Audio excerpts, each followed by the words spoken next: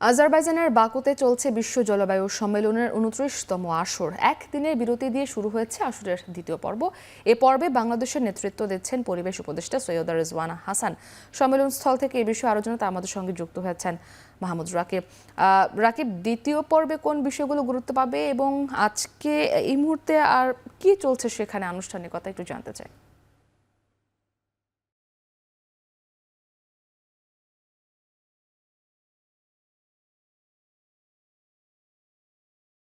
তো দ্বিতীয় পর্বে মুক্তি আমি আপনাকে বলেছিলাম যে ক্ষতিপূরণটা এখন তো জলবায়ু সম্মেলনের মূল উদ্দেশ্যই হলো দুটি। একটি হলো জলবায়ু পরিবর্তন বন্ধ করা বা পরিবেশ ধ্বংস যাতে আর না হয় সেদিকে নজর দেয়া। আর দ্বিতীয়টি হলো ইতিমধ্যেই যে ক্ষতি হয়েছে জলবায়ু পরিবর্তনের ফলে যেসব দেশে এখন পর্যন্ত পরিবেশ ধ্বংস হয়েছে বাংলাদেশ সহ বিশ্বে প্রায় ৫৫ থেকে ৬০ টি দেশে, সেই ক্ষতিগ্রস্ত দেশগুলোকে কি উপায়ে ক্ষতিপূরণ দেয়া যায় সেটাই তো এই জলবায়ু সম্মেলনের মূল উদ্দেশ্য। তো দ্বিতীয় পর্বে মূলত সেই ক্ষতিপূরণটা কিভাবে কোন দেশকে কতটা কোন উপায়ে কারা দিবে, কি উপায়ে দিবে, কোন উপায়ে অর্থটা ছাড় করবে এসব নিয়ে মূলত মন্ত্রী পর্যায়ের বৈঠকটি দ্বিতীয় পর্যায়ের এই ৭ দিন হবে, যেটি আজকে শুরু হলো। তো আপনি যেটি বলছিলেন যে এই পর্বে বাংলাদেশের নেতৃত্ব দিচ্ছেন পরিবেশ উপদেষ্টা। তিনি ইতিমধ্যেই অংশ নিয়েছেন এবং ঠিক আমি আপনার সঙ্গে যখন কথা বলছি তখন এই বাকুর সময় হলো দুপুরে ১টা ২৪ মিনিট। নিশ্চয়ই বাংলাদেশে এখন বিকেল ৩টা ২৪ বাজবার কথা। এই মুহূর্তে মন্ত্রী পরিষদের মন্ত্রী যে যারা রয়েছে পর্যায়ের বৈঠকটি চলছে। তো সেখানে বৈঠকে যাবার আগে ৩ টি সাইড ইভেন্টে অংশ নিয়েছেন রিজওয়ানা হাসান। আমরা তার কাছে জিজ্ঞেস করেছিলাম যে অগ্রগতি কি? তিনি এক কথায় যেটি বলেছেন যে আসলে এই জলবায়ু পরিবর্তনের ফলে ক্ষতিপূরণ পাওয়ার বিষয়টি নিয়েও বাংলাদেশ ঋণের জালে আটকে যাচ্ছে। একে তো বাংলাদেশ নানানভাবে উন্নয়ন করতে গিয়ে বিশ্বের বিভিন্ন দেশের কাছে বা বিশ্বের বড় আর্থিক সংস্থার কাছ থেকে ঋণের বোঝা মাথায় নিয়ে রয়েছে।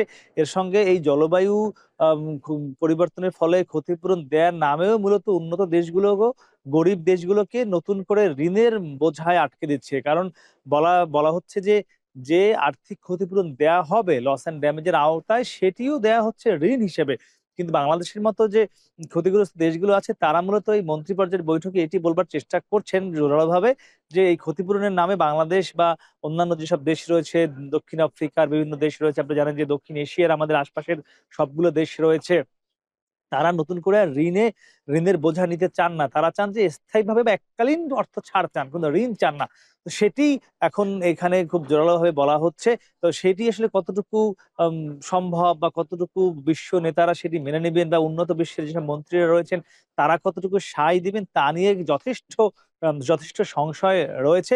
আপনি জানেন যে দরকার ছিল ২০২৩ সাল পর্যন্ত বলা হয়েছিল যে এই ১ বছরে ক্ষতিগ্রস্ত দেশগুলোকে ক্ষতিপূরণ দেওয়ার জন্য কম করে হলেও $১০০ বিলিয়ন প্রয়োজন ছিল। কিন্তু সেটি ক্ষতির পরিমাণটা এতই বাড়ছে, এখন বলা হচ্ছে কিন্তু সে ১০০ বিলিয়ন নয়, এটি ট্রিলিয়নে চলে গিয়েছে। বলা হচ্ছে প্রতি বছর এই ক্ষতিগ্রস্ত দেশগুলোর জন্য প্রায় $৩.৬ ট্রিলিয়ন প্রয়োজন।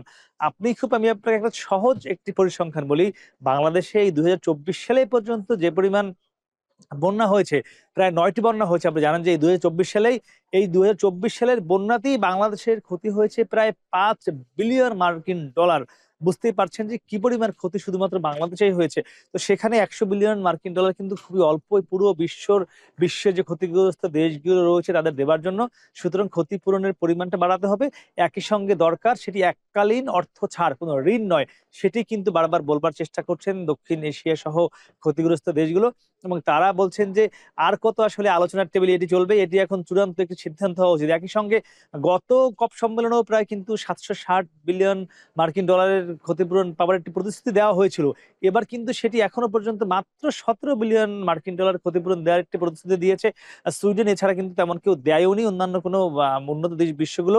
একই সঙ্গে উন্নত বিশ্বের যারা বিশ্ব মোড়ল বলা হয় যুক্তরাষ্ট্র, চীন, ভারত, রাশিয়া, তাদের রাষ্ট্রপ্রধানরাও কিন্তু এবার এই কপে আসেননি। যদিও তাদের মন্ত্রীরা এসেছেন, তো সেটিও কিন্তু একটি শঙ্কা তৈরি করছে নতুন করে যে আসলেই ক্ষতিগ্রস্ত দেশগুলো ক্ষতিপূরণ পাবে কিনা। তো সেই বিষয়টির ফলাফল বা রেজাল্ট পেতে আমাদের আরো ৬ দিন অপেক্ষা করতে হবে। সেই বৈঠকটি এই ৬ দিন ধরে চলবে। আমার কাছে এই ছিল সবশেষ মুক্তি।